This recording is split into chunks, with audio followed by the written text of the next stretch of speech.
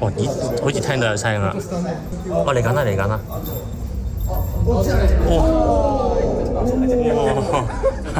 一瞬間就過咗啦，1秒都冇啊！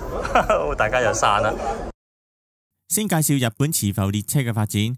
而家建設嘅路線源自1970年訂立嘅全國新幹線鐵道整備法，係一條以東京為起點、大阪為終點嘅新幹線路線。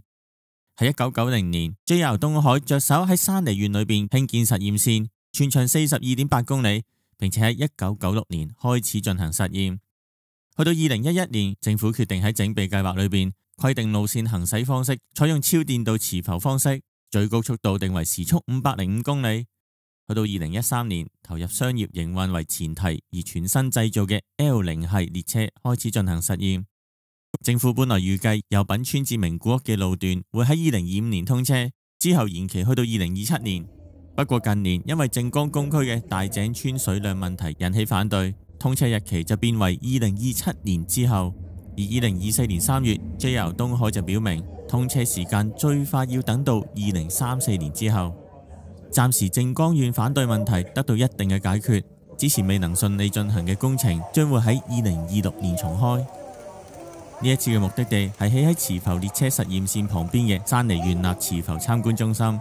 我搭富士急行線由富士山嘅旅程裏邊揀咗喺和生站落車行去目的地，因為距離好遠，唔係好建議呢個方法。哦，原來建學中心就喺呢度，有2個唔同嘅館，各有3層。咁而家見咗好多人行出嚟啦，咁呢就寫明咗係建學中心嘅入口。一棟係要俾錢嘅，好似400幾yen、420yen嘅，不過唔緊要啦。嚟到呢度時間有限，我呢度就列咗唔同嘅新幹線啊、火車嗰個速度。咁話磁浮列車可以去到500公里時速。咁新幹線最快，東北新幹線嗰啲咧都係去到320公里，行駛嗰陣時係320公里。咁話車咧最快可以去到360公里。上樓梯嗰度就會快啲。磁浮列車興建嗰陣時係有少少阻滯，嗰度就唔肯俾佢鑿隧道啦，又話破壞環境，又話影響啲地下水咁嘛。咁睇下個時間先，再去編排唔同嘅館裏邊嘅參觀啦。咁而家就去Yamanashi山梨館先。咦？呢度係咪定係賣手信嘅？明白，山梨館呢啲手信啊，同埋一啲同山梨縣有關嘅資料嚟。咁如果想去睇磁浮嘅話，就唔使諗啦，就即刻轉右去呢個 Dokidoki Ninjakan 心跳磁浮館。想去呢一個建築物，我跟次再慢慢去睇。咁1樓呢就會有啲試驗車啊，同埋啲歷史啊。2樓呢有啲構造啊，嗰啲技術嘅。3樓就係睇翻落去。呢度有一架磁浮列車，咁呢度就俾人去打卡都係留念啊！摸下先。哦，可能係以前用舊咗嘅車輛咧，擺喺呢度。咁啊睇佢側邊呢啲位，即係似係即係用真嘅嘢咯，因為佢整模型係唔需要整呢啲位噶嘛。哦。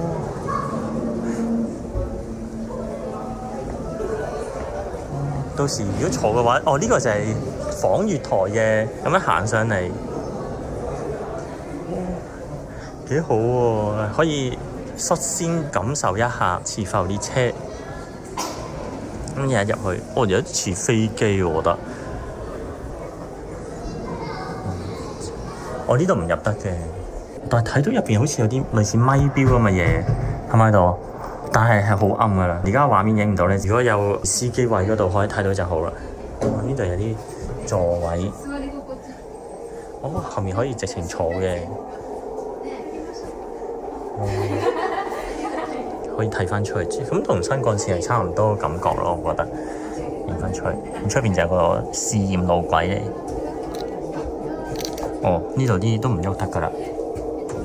呢度係有一架 Linear MLX01嘅座位可以試下坐嘅，我就好快咁樣試下坐啦。而家我就坐緊啦。咁同而家坐新幹線係個感覺唔爭太遠。我諗第時裝修可能會靚啲啦，呢位可能都會有啲改變。唔可以褪後，挨唔到後，鎖死晒。呢啲位可以開出嚟。咁如果係靜嘅話，咁真係可以做嘢咯。而家就唔得。而家坐新幹線咧，都係會搖啊，因為個支架比較長啊，固定唔到。3樓都有磁浮列車嘅座位可以試坐嘅。呢度就模擬緊睇翻窗出去嗰個畫面啊，即係已經係睇唔清楚啦。可以優先咁樣睇一部分啦。咁係作為1樓呢度，我覺得都幾搶眼嘅。又落翻嚟，即係有啲俾小朋友玩嘅地方。咁好多家長都會帶小朋友嚟度啊，即係考慮得幾周到。我去介紹翻原理啦。咁車如果低速嗰陣時咧，就會用車轆去行嘅。咁如果高速嘅話咧，就會升起車轆就唔會掂到路軌啦。咁就會用磁力咁樣不斷喺度轉南極同埋北極，咁就令到架車浮起之餘，就有動力向前行。呢度有個改良嘅車，山梨磁浮實驗線嘅車輛嚟嘅，JR 東海嘅，呢個係1:20。有冇話幾多係啊？呢個又係零係唔通？好似新幹線嗰陣時咁樣喎，係喎 L 零係啊。因為1964年通車嘅新幹線咧，東海道新幹線咧係用零係，零係即係個型號啊。咁佢加個 L 就係代表磁浮列車 Linear， 又幾得意喎，好有型。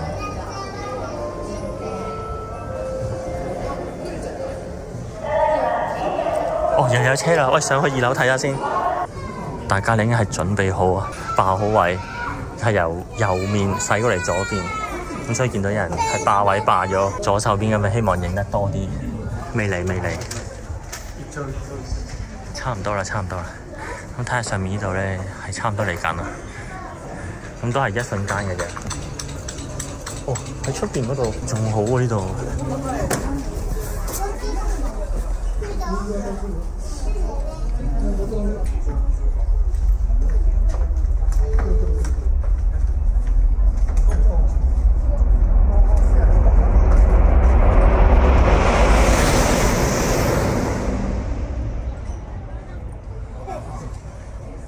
咁喺室外睇就會聽到個噪音係點樣，即係個聲音係點樣。咁所以其實呢啲高速嘅鐵路有一個問題，就係要解決噪音問題。咁而家新幹線呢，或者係普通嘅列車都會遇到呢個問題。咁所以好難話，即係技術上做到好快，300幾、400、500公里咁樣，即係做到啊。但係要解決啲噪音問題呢，咁其實都係幾考功夫。咁同埋經過民居嗰陣時，咁冇辦法咧，一定要係顧及到噪音。咁一係就起啲牆去阻住啲噪音啦。咁另外一個方法就係起喺地底，全部都係隧道。再落翻去再睇先。原來而家展示喺1樓呢一架車係第一代嘅 MLX01第一編成，咁就喺後面呢度。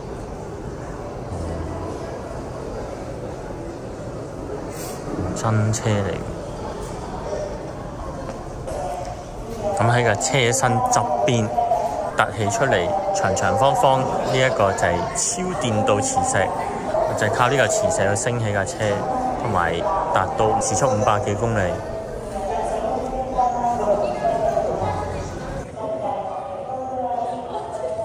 呢條實驗線大概係有42.8公里，咁啊列車而家去到上野縣市烏eno哈拉。咁啊東京方面，咁呢條實驗線好似係正式投入服務嗰陣時會成為正式嘅路線嘅其中一部分。咁於是可以睇到係有高有低，咁呢個實驗線就會包括唔同嘅地理環境啊，即係上車落車、入隧道出隧道咁樣。同埋來回車迎頭嗰陣時，究竟有咩影響？咁因為兩個車加埋嘅速度反方向嘅話呢，加埋就可能超過時速1000公里，咁所以就要試得好清楚。睇咗一陣，我覺得最緊要就其中一部分故障嗰陣時，架車會係可唔可以好緊急咁樣停低，安全停低啦，用翻普通嘅轆嚟行去做最近嘅車站啊，或者係做應急啦。如果係行下突然之間停電，究竟會點樣呢？會好安全咁停落嚟呢？咁呢個係一諗落去就會覺得就會有啲問題啦。咁當然佢會試到好清楚啦。呢度就有親子可以試搭一啲小型嘅磁浮列車，咁可以睇到條路軌側邊咧係佈滿晒一啲 coil 銅線啊。原來可能係頭先睇到咧條路軌側邊咪有白色一格一格咁樣咧，可能就係呢啲 coil，就係呢啲銅線同車上面嘅磁石作為一個配合，就令架車係不斷向前行。都幾好呢度，仲要係唔需要特別加錢就可以坐。有小朋友嚟呢度玩都幾好玩。咦，唔可以用卡嘅，係咪要收錢嘅咧？唔好帶卡喺上面啦，咁要放低，唔係話收錢。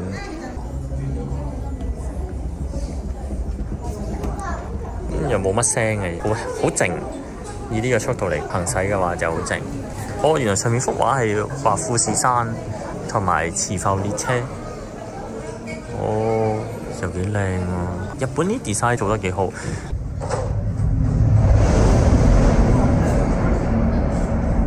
架車嚟緊嗰陣時，呢棟大廈嘅窗係搖一搖啊！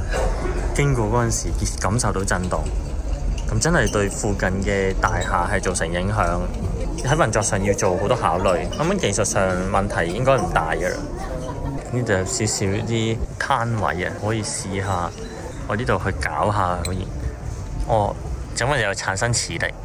呢度就話個磁界就可以製造出電流。咁呢度又可以轉一轉。咁呢度要產生電流。上面嘅燈泡有少少着啊。永久磁石嚟添嘅叫做，跟住呢度就介紹超電導點樣可以令到架車向前行。呢度要咁樣轉嘅，係咪咁樣轉？要咁樣。呢個就話咁樣推進架車。咁可能就係用我嘅手咁樣去控制下面嗰啲銅線，而令到架車向前向後。呢度就講得好啲啦，超電導嘅磁石，跟住用 NS 極同極相距。二極相吸嘅原理，呢度又不斷喺度轉嘅，可以令到架車向前行。我呢度就講佢可以用磁力令到架車浮起，試下先，又可以去度搞下。完全唔得咯，好明顯。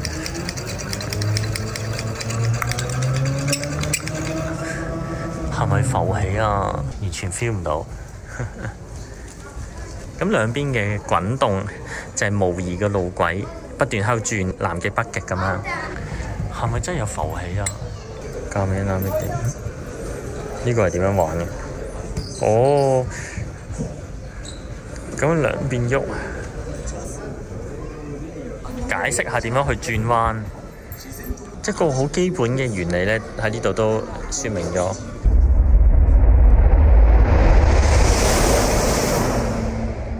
磁浮列車見學中心喺個咁高嘅地方，咁我係行路由即係下面田嗰個高度嗰度行上嚟，咁翻去咧就要落翻車啦。